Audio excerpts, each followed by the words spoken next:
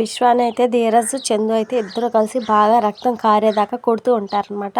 ఇంకోసారి మా నాన్నపై చేసుకోవడం కాదు, నీకు ఆలోచన వచ్చినా సరే చంపేస్తామని చెప్పేసి వార్నింగ్ అయితే ఇస్తారనమాట. ఇక ఒంటి నిండా గాయాలతో రక్తం కారుకుంటూ విశ్వ అయితే ఇంటికైతే వస్తాడనమాట.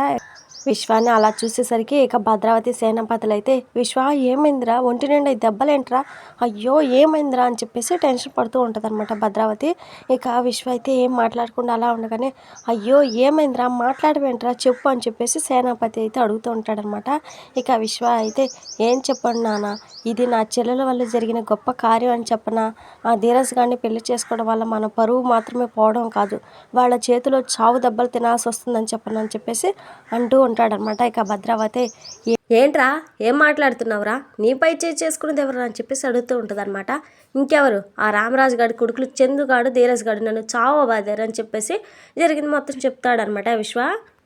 వాళ్ళెందుకు నేను కొట్టారా అని చెప్పేసి అనగానే, వాళ్ళ నాన్నకి పొరపాటుగా నా చేయి తగిలిందని వాళ్ళిద్దరు నన్ను చంపడానికి వచ్చారు, ఈసారికి కొట్టి వదిలేశారు, ఇంకోసారి వాళ్ళ జోలికి వెళ్తే కొట్టి చంపేస్తారట అని చెప్పేసి ధీరజ్ అన్నాడని చెప్పేసి అనగానే, ఇక సేనాపతి అయితే, ఎవర్రా నా కొడుకుని చంపేది, ఆ రామరాజు గాడికి చెయ్యి తగిలిందని నిన్ను కొడతారా, ఇప్పుడు నేను ఆ రామరాజు గాడినే చంపేస్తాను, వాడి కొడుకులు ఏం చేస్తారో చూస్తానని చెప్పేసి సేనాపతి అయితే అంటూ ఉంటాడనమాట.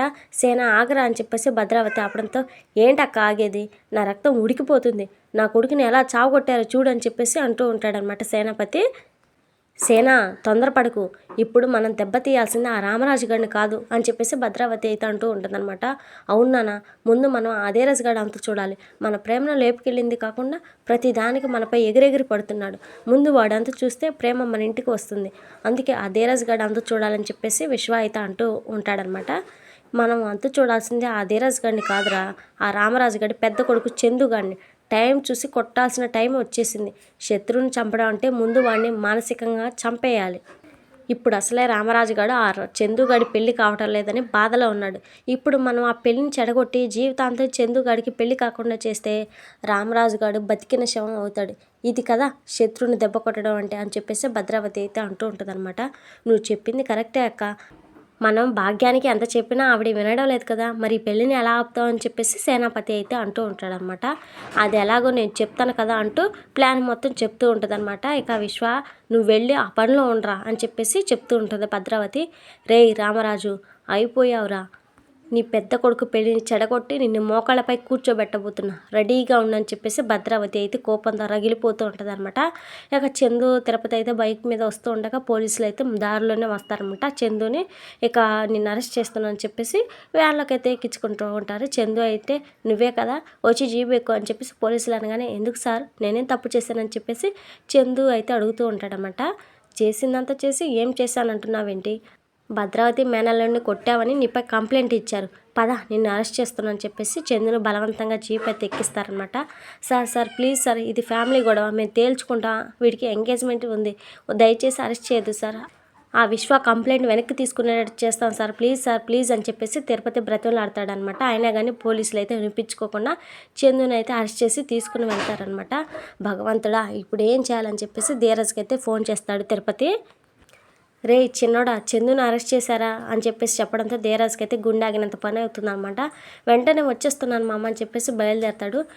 ఇక రామరాజు అయితే భాగ్యాన్ని కలిసి తనని కన్విన్స్ చేయాలని చెప్పేసి చూస్తూ ఉంటాడనమాట. ఇక భాగ్యం అయితే తెగే వరకు లాక్కూడదని చెప్పేసి అనుకుని ఎంగేజ్మెంట్కి అయితే ఓకే చెప్పేస్తుంది అనమాట. ఇంకా రామరాజు అయితే ఇంకా ఆనందంతో కన్నీళ్ళు పెట్టేసుకుంటూ ఉంటాడు.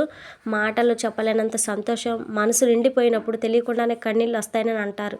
ఇప్పుడు నా కన్నీళ్ళు కూడా అంతే బుజ్జమ్మ, పెద్దోడు పెళ్లి సంబంధం ఆగిపోయిందని గుండెల్లో భరించలేని బాధను మోసాను, ఇప్పుడు ఈ గుండె ఆనందంలో తేలిపోతుంది, ఇక పెద్దోడి పెళ్ళికి ఎలాంటి ఆటంకం లేదు బుజ్జమ్మ, మన ఇల్లు సంతోషాల వెలుగులతో నిండిపోయిందని చెప్పేసి అంటూ ఉంటాడనమాట. ఇక వేదవతి అయితే, ఏవండి మన ఇల్లు సంతోషంతో నిండిపోయిందని మీరు అంటున్నారు, కానీ మీరు అంటున్న మన అనే మాటలో ఇద్దరు వ్యక్తులు పరాయి వాళ్ళలా ఉంటున్నారు, మన చిన్నోడు ప్రేమ మనలో లేనప్పుడు మన నిజమైన సంతోషం ఎలా అవుతుందండి అని చెప్పేసి అడుగుతూ ఉంటుంది అనమాట. ఇక రామరాజు అయితే, తండ్రి అంటే గౌరవం లేని వాడి గురించి నా దగ్గర ప్రస్తావించుకో, వాడు నా కొడుకే కాదు, వాడి గురించి చెప్పి నా ఆనందాన్ని దూరం చేయకని చెప్పేసి అంటాడనమాట.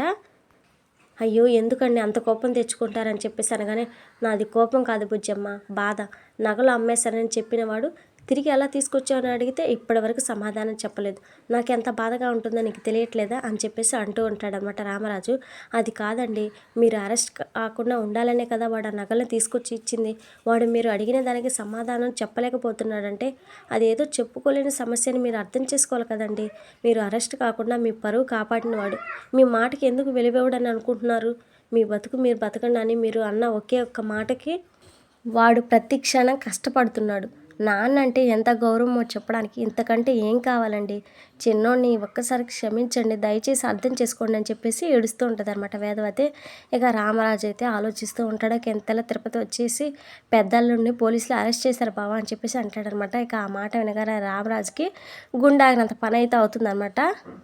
ఇక అప్కమింగ్ ఎపిసోడ్లో అయితే రామరాజు కొడుకుని వెతుకుంటూ స్టేషన్కి అయితే వెళ్తాడనమాట. అక్కడ ధీరజ్ని చూసి ఇక ధీరజ్ మీద కోపంతో ధీరజ్ మీద అయితే చేసుకుపోతూ ఉంటాడు. ఇక ఇంతలో శ్రీవల్లి భాగ్యాలు కూడా పోలీస్ స్టేషన్కి అయితే వస్తారనమాట. అక్కడైతే గొడవ జరుగుతుంది. మీకు మీ సంబంధానికి ఒక నమస్కారం, మీ అబ్బాయికి నా కూతురు ఇచ్చి దాని గొంతు కోయలేను అని చెప్పేసి శ్రీవల్లిని తీసుకొని వెళ్ళిపోతుందనమాట భాగ్యం. ఇది ఫ్రెండ్స్, మరి వాళ్ళ వీడియో నచ్చి తప్పకుండా లైక్ చేయండి. మన వీడియోస్ని మిస్ అవ్వకుండా చూడాలనుకుంటే ఛానల్ని సబ్స్క్రైబ్ చేసి సపోర్ట్ చేయండి. Thank you friends.